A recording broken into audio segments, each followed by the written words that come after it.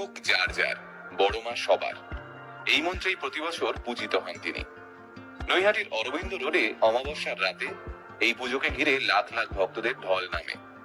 কিন্তু কিভাবে শুরু হয়েছিল এই বড় মায়ের পুজো, সেই উত্তর জানতে গেলে আমাদের পিছিয়ে যেতে হবে বেশ অনেকগুলো বছর।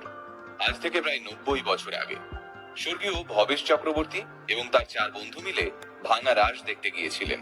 আর সেখানে গিয়েই রাধা কৃষ্ণের বিশালাকার মূর্তি দেখে তারা অত্যন্ত বিস্মিত হয়ে যান। সেখান থেকেই নৈহাটির ছোট রক্ষাকারীর মূর্তিকে বিশাল আকার দেওয়ার পরিকল্পনা ভবেশ বাবুর মাথায় খেলতে শুরু করে। আর যেমন ভাবা তেমন কাজ। ভবেশ চক্রবর্তীর নাম অনুসারেই এই বিশাল উচ্চতার কালী মূর্তির নাম হয় ভবেশ কালী।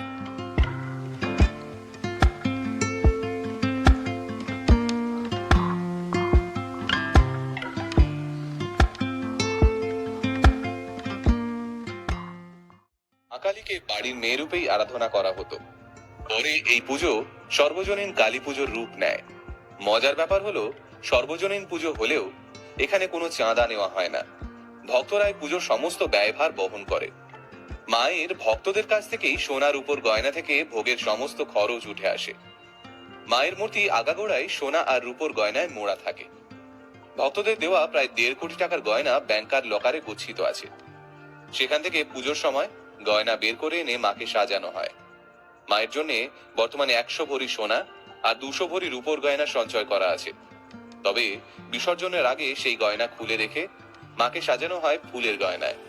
প্রতিমা নিরঞ্জনের সময় সবার আগে এই বড় মাকে বিদায় জানানো হয়। তারপর অন্যান্য প্রতিমার বিসর্জন হয়।